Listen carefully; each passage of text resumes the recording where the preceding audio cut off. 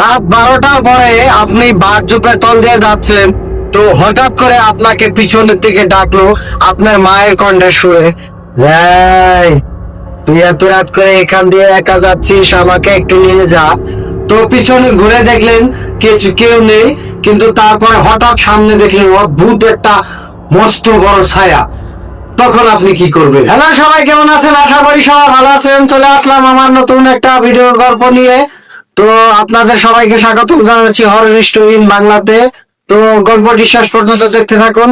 আর হ্যাঁ, আগে একটা কথা বলে রাখছি, যাদের হাত দুর্বল তারা এই ভিডিওটা এখান থেকে স্কিপ করে চলে যেতে পারেন।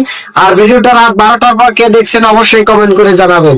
ভিডিওটি শেষ পর্যন্ত দেখতে। আমডাঙ্গা গ্রামের শহীদুল ইসলাম নামের ওই ছেলেটার সঙ্গে ঘটে যাওয়া একটা গল্প।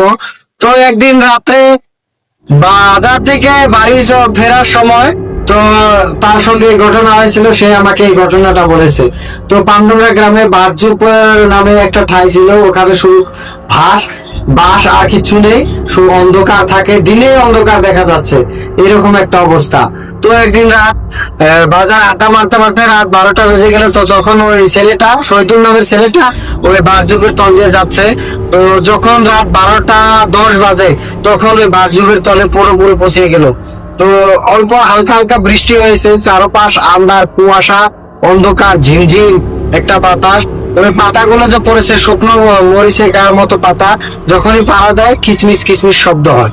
তো যখনই শহীদুল ওই বাসযুগের তল দিয়ে অল্প দূর এগিয়ে যাচ্ছে, তখনই পেছন থেকে ওর মায়ের গলার আওয়াজের সঙ্গে ম্যাচ করা এরকম একটা সুরে শহীদুলকে ডাকছে, এই তুই রাত করে চলে যাচ্ছিস এখান দিয়ে, আমাকে একটু নিয়ে যা।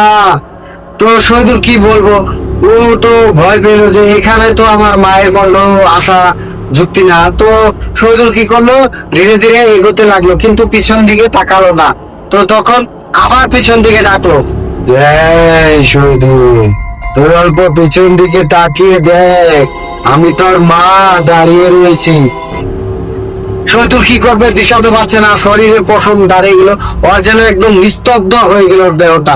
যতই দৌড়াদৌড়ি করতেছে, দৌড়াদৌড়ি করে এগোতে পারছে না, এরকম একটা অবস্থা। যতই দৌড়াদৌড়ি করে যেন মনে হচ্ছে ঘুরে ঘুরে ওইখানে এসেছে। যখনই শহীদুল ওই বাসযুগের শেষ প্রান্ত যাবে, তখন আবার ওই শহীদুলের মায়ের গলার আওয়াজ নিয়ে শহীদুলকে রাখছে, তুই এত তাড়াতাড়ি করে যাওয়ার চেষ্টা করছিস কেন? অল্প দাঁড়া, আমাকে নিয়ে যা। এই বলে যখন শহীদুল এই বলার সঙ্গে সঙ্গে শহীদুল যখন আগে যাবে, তখন শহীদুল চিন্তা করলো যে পাশে পিছনে একবার ঘুরে তাকায়। তো এই যে দেখেন আমার শরীরের পশম দাঁড়িয়ে যাচ্ছে, পিছনে তাকিয়ে দেখলো কিছুই নেই।